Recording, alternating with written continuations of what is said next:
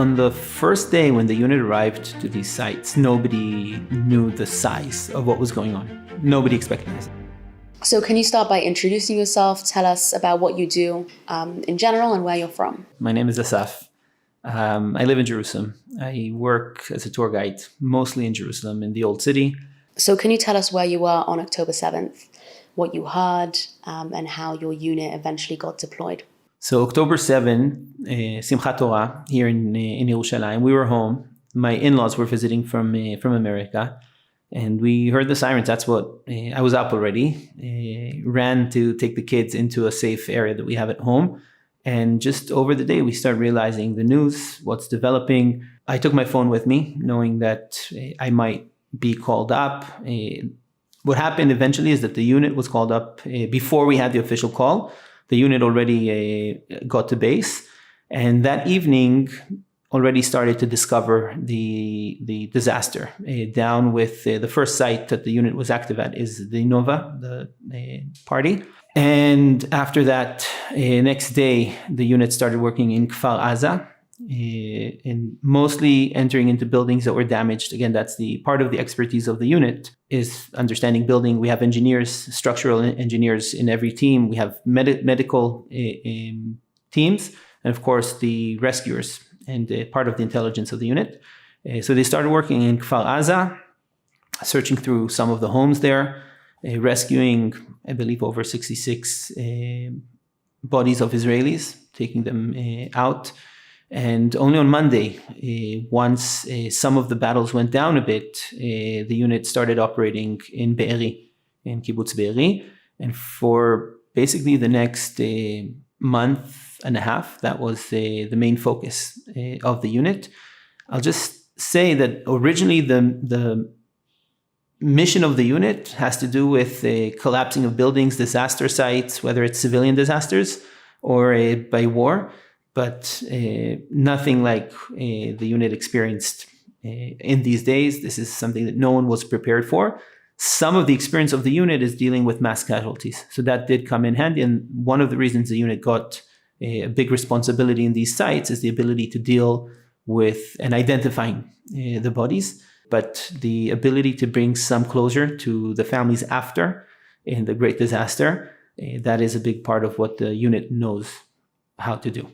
Can you tell us about, after sort of identification and the initial discoveries you made in these places, what your role then became afterwards? So personally, I arrived on the third day of the reservists call. After the first few days of evacuating, again, alongside Zaka and the rest of the organizations that were there, and the IDF has other units dealing with deceased people with casualties.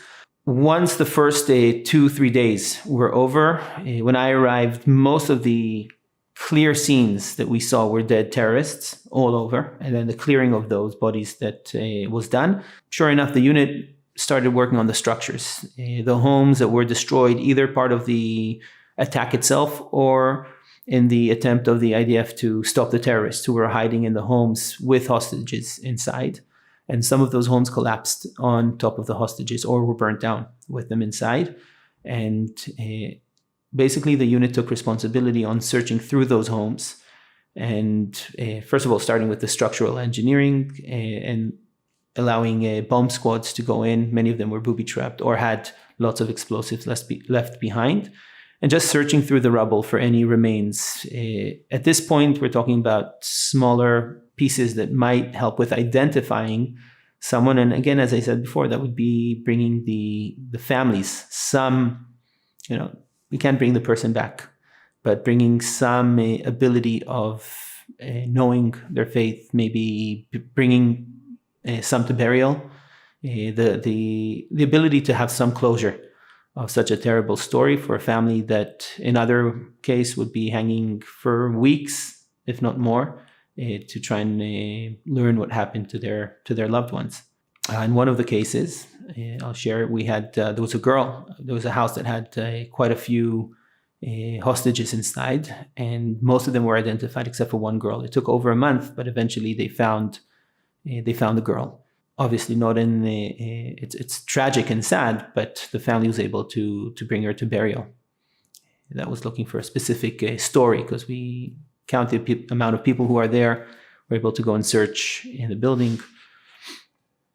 And so that's one story. Was there any part that was hopeful or something that gave you strength to keep doing such a difficult job?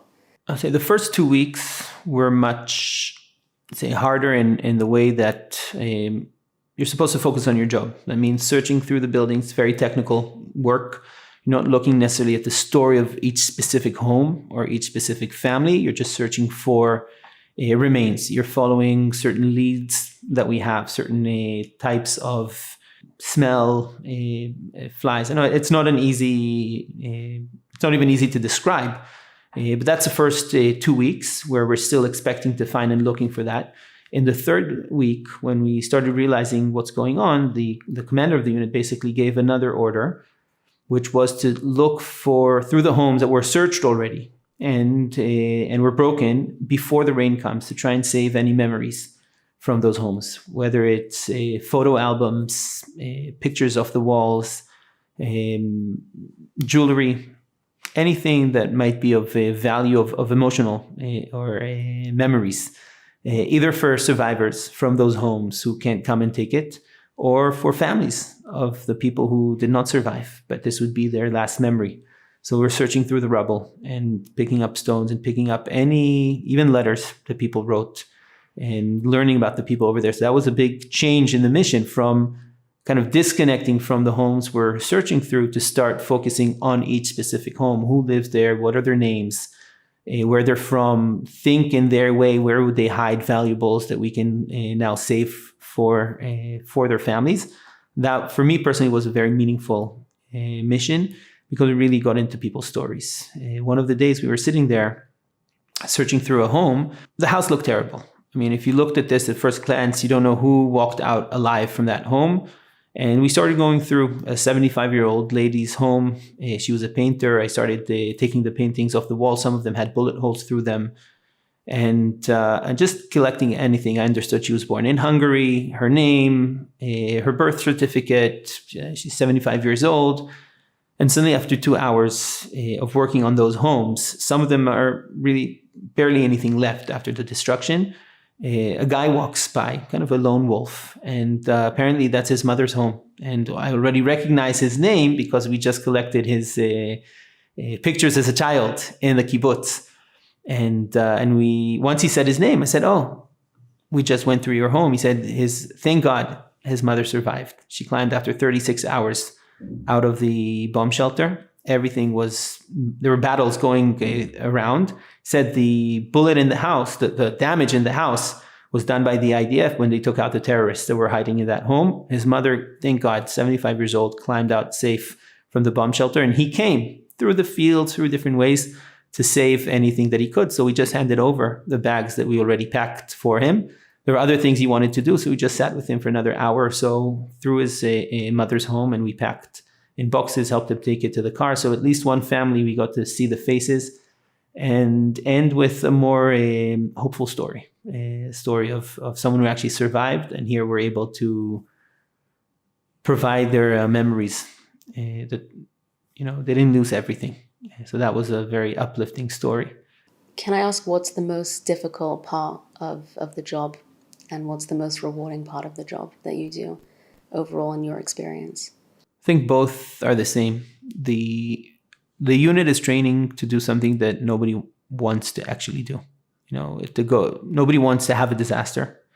Nobody wants to be active in a disaster site. We're not looking forward for disasters, but when they happen, to be there and be able to bring some certainty to the family in such a time is the goal, and that's uplifting. Even telling a family the worst message, that their loved one did not make it, is in a way allowing them to have some closure. When I speak to people in interviews, a lot of them mention Jewish unity as being something prevalent and something they've seen a lot of, especially in such a tragic time, just some light, some hope against everything else. So in your experience, what sort of coming together have you seen? For me, the bigger big warm feeling that I was getting was from people I guided over the years. I got messages from people I guided on 2012. I was on your birthright trip. You were my guide here or there. I guided them for one day and they sent a message. We're thinking about you. We're praying for you. People continue sending messages throughout the war. It's now almost a month and a half. I've been getting messages every week. Some people once a week, twice a week before Shabbat, tell us how you are, just praying for you. That's really fills up the heart with warmth because it gives us an understanding we're not alone in this. This is not just an Israeli internal story with our neighbors. This is a big Jewish story that's affecting all of us Jews around the world. And I'll also add and say non-Jews. I've been getting beautiful messages from non-Jews that I guided, just people that encountered the story of Israel through an open place and got connected to what's going on here. And for me, that's not only rewarding for all the work that I've done over the years, but really feels like a big support in these days. People sent gifts to our families even, not even to the soldiers. People asked me the first week, 2 weeks, what can we do? How can we donate? We're looking forward to come to Israel. So just all across, I felt a lot of warmth, a lot of support from outside. And that was for me, I'd say a larger scope of the unity of the Jewish people, not only in Miluim, which is obvious for me, but Jews from around the world who came together for this. I think that's something incredible. For people who are in the diaspora, who are, spread around the world and they can't help in a direct way by physically being here, or at least not yet. As an Israeli, what helps you the most from people in the diaspora? What do you want from the Jewish family around the world? What do I want from the Jewish family around the world? First of all, to know, to be part of the story. And that's what I end many of my tours before this, who are the Jewish people? At the end, it's one big family. And times like this show this to us. So I just want people to know and be part of the story. If it's reading, if it's sharing with their relatives on social media, whatever people feel comfortable with. But really in the long run, I think just come visit. Make this your home. It doesn't mean, I'm not pushing people to make Aliyah. I know it's not easy, but make sure to have a visit here, to bring your children here, to have some connection, to strengthen the connection to Israel. And all of this on the day after, because the day after, I think, will be when a lot of people realize also what's actually going on. I think we still don't have the full picture. People are still missing. People are still looking for the kidnapped relatives. Soldiers are still in the battlefield. There's a lot of uncertainty in this time. When all of this sinks down, I think the people will be able to support then, to whether support financially, families who will need to start everything from the beginning, families who lost everything from what I've seen, or just come here, come show your support, come visit, book a tour to Israel. I would say just come, make sure to build your connection with Israel, because the understanding is that this is not only an Israeli story, not only our story, this is the Jewish people's story. And if Israel survives this, I'm sure we will, but when Israel survives this is part of the story of the Jewish people. Just to remember that. When you did do tours around Israel, what were some of the themes you tried to bring out in your tours that you gave people? First of all, the connection. Yerushalayim is a great story. I guide all over. I'm licensed to guide all over. I used to guide all over. In the last 7 years, I've been focusing much more on Yerushalayim.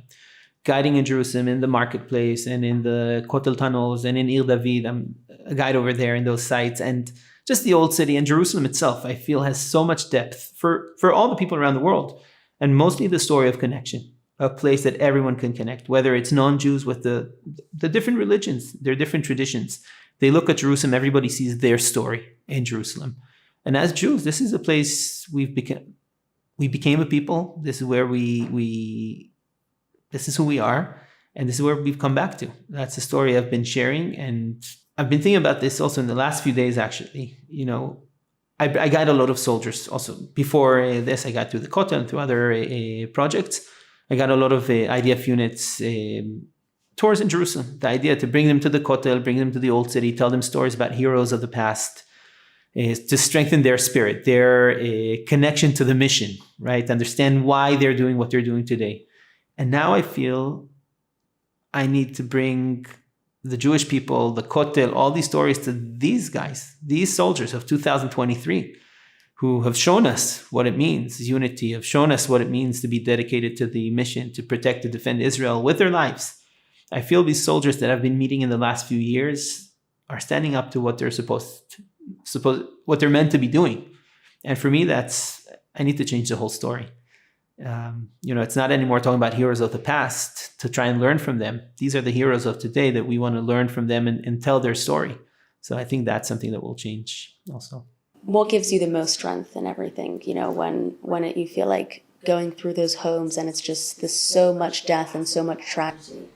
The first Shabbat, the first Friday night actually after, so a week into the story from October 7th, from Simchat Torah, the first Friday night, everybody came back from their missions. We had a kiddush, Friday night meal, in the base we were at.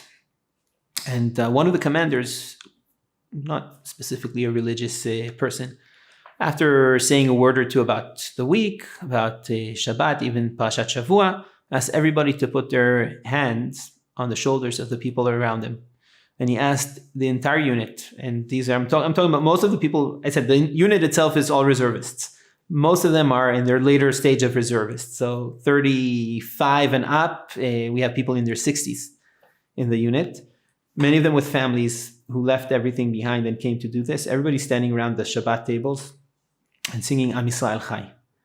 And that threw me back 2 months before that. In August, I was guiding a trip. And when we get to the Kotel, that's the song we sing. 2 months before that, I stood with 215 soldiers, commanders from one of the units in the south that we did an entire Shabbat with them.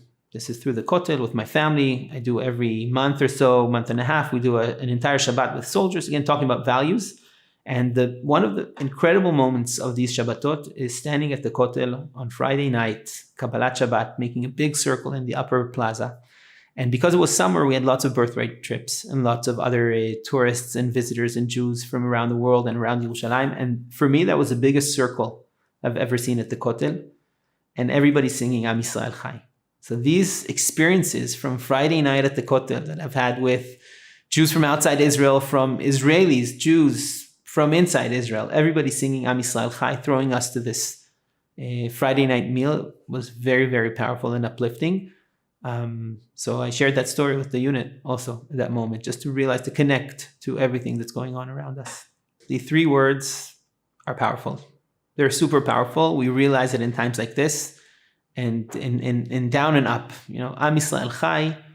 We share this when we tell stories of heroism in Har Herzl. We share this when we stand in front of the Kotel. To see in this darkest moment, this is probably one of the darkest moments in life for many people living here today, definitely in Israel. Seeing what would happen, even people who didn't see it firsthand, hearing the stories, seeing the news articles, the survivors telling their stories, the heroic stories of the soldiers. But the words that really bring everybody together in this and uplift and allow us to stand up and look to the future are Am Yisrael Chai. In the past, present, and future. What do you think it is, what Jewish values, what it is about the Jewish people or the land that it just keeps, whenever it's knocked down, it just keeps rebuilding itself? It's our story. We're never the strongest. We're never the biggest nation in the world. Yet we kept remembering. For me, it's Jerusalem. Remembering there's a place on earth which is called Yerushalayim. We prayed towards it 3 times a day. We dreamt of it. We broke a glass in every wedding, remembering Yerushalayim. And this idea of a city that was destroyed and rebuilt, and we kept on coming to it. That is the story of the Jewish people. You can see it in specific buildings in the Churva in the Old City. It was rebuilt 3 times. You can see it in almost every place you walk around here. The story of remembering. Jews remember the past and pass it down to our next generations to rebuild in the future. That's just our story. We have no other place. We have no other place to go to. We can be living everywhere as guests. This is the place where we're at home. My grandfather, to put in proportions, I also share this on many of the tours. My grandfather, 85 years ago, if you would have told him this day will come, we'll have our own country, our own people living here in Jerusalem, that's a dream come true. And yes, there's painful moments in these stories. But I think taking one step back, usually for me, putting things in context of the large historical picture, we're on the right path. Yeah, it's a painful moment, very painful. There's nothing to take off from that, but we will overcome because we have no other option.